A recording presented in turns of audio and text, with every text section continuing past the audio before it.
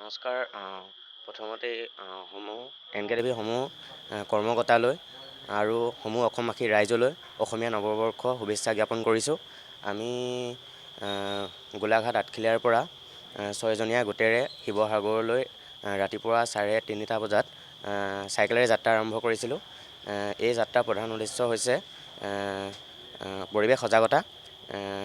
যিহেতু গছ থাকিলেহে এটা সুন্দৰ পৰিৱেশ সৃষ্টি হ'ব, সেইকাৰণে আমি শিৱসাগৰৰ জয়সাগৰৰ পুখুৰী কিনাৰত 3জোপা বৃক্ষৰোপণ কৰিলোঁ।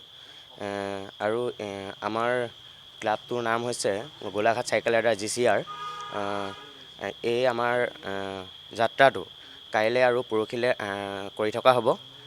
এই যাত্ৰাটো আমি চৰাইদেউকে আদি কৰি শিৱসাগৰৰ বিভিন্ন জেগাত যাম বুলি ভাবিছোঁ আৰু